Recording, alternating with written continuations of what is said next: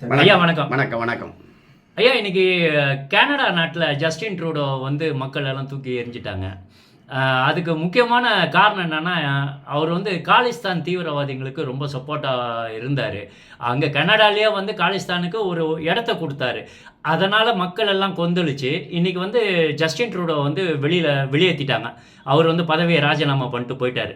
இப்போ இந்தியாவுக்கு எதிராக இந்த மாதிரி தீவிரவாதத்தை கொண்டு வந்தால் ஒரு நாட்டிற்கு என்ன நடக்கும்ன்றதுக்கு இது ஒரு முன்னுதாரணமாக இருக்குது. இதை பற்றி உங்களுடைய கருத்து என்னங்கய்யா? இப்போ பஞ்சாபை தனி தேசியமாக்கணும், அதாவது இந்தியாவிலேருந்து பிரித்து எடுக்கணும், எங்களுக்கு தனி நாடு வேணும் அப்படின்னு கேட்கக்கூடியது தான் அந்த காலிஸ்தான் பயங்கரவாத செயல்பாடு.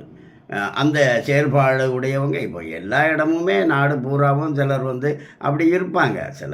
சில பைத்தியங்கள் எல்லா இடமும் இருக்கும். அப்படி வந்து பஞ்சாப் எங்களுக்கு தனியாக வேணும், நாங்கள் தனி இது அப்படி பிரிவினை கோரக்கூடியவங்க நம்ம ஊர்லேயும் தான் இருக்காங்க. இருக்காங்க அந்த மாதிரி பிரிவினை கோரக்கூடியவங்க தான் அந்த காலிஸ்தான் இயக்கங்கிறது. அதை பிரிவினைவாதி அங்கே ஒருத்தர் வந்து லண்டனில் ஒருத்தர் சாகடிக்கப்பட்டார். ஏதோ அவங்களுக்குள்ளாடி ஏதோ வேண்டாதவன் அப்படி கொலை செய்யப்பட்டார். அதுக்கு இந்தியா தான் காரணம், இந்திய அமைச்சகம் அமித்ஷா தான் காரணம், இந்திய உளவுத்துறை காரணம் அப்படியெல்லாம் அந்த கனடா பிரதமர் சொன்னார். அப்படி இந்தியாவுக்கு நல்ல பேர் ஏற்பட்டு இருக்கக்கூடிய சூழலில் உலகம் முழுமையும் பிரதமர் நரேந்திர மோடிக்கு அடிபணியக்கூடிய அந்த நிலையில் இந்தியாவிட்ட இப்படி ஒரு கெட்ட விஷயமும் இருக்குது அப்படின்னுக்கிட்டு ஏதாவது இல்லாத ஒன்றை எடுத்து சொல்லி அவர் அந்த பிரதமர் அப்படி அங்கே பண்ணிக்கிட்டு இருந்தார்.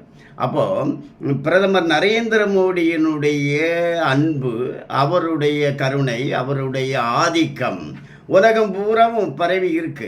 அப்படி பிரதமர் நரேந்திர மோடிக்கு எதிராக, பிரதமர் நரேந்திர மோடியினுடைய அரசுக்கு எதிராக, இந்தியாவுக்கு எதிராக யாராவது செயல்பட்டாங்கன்னா அதுக்கு மோடி போய் எதிர்ப்பு சொல்லணும்னு அவசியம் கிடையாது.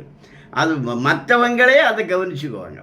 ஏன்னா அவர் அந்த கனடா பிரதமர் வந்து இந்தியாவுக்கு எதிராக கருத்து சொன்னார். கனடாவில் இருக்கக்கூடிய இந்திய சக்தி, இப்போ இந்திய சக்திங்கிறது வந்து கனடாவில் இருக்குது, இங்கிலாண்டில் இருக்குது, அமெரிக்காவில் இருக்குது, ரஷ்யாவில் இருக்குது, எல்லா ஊர்லேயும் இருக்குது, எல்லா நாட்டிலையும் இருக்குது. அங்கே இருக்கக்கூடிய இந்திய ஆதரவாளர்கள் அவருக்கு எதிராக செயல்பட்டு அவரை கவிழ்த்து விட்டாங்க. நீங்கள் பிரதமரில் ராஜினாமா பண்ணுங்க அப்படின்னு சொன்னாங்க. இனி வரக்கூடிய 25 செப்டம்பரில் தான் தேர்தல் வருது. இப்போவே அவர் வந்து பிரதமர் இல்லைன்னு ஆயிட்டார்.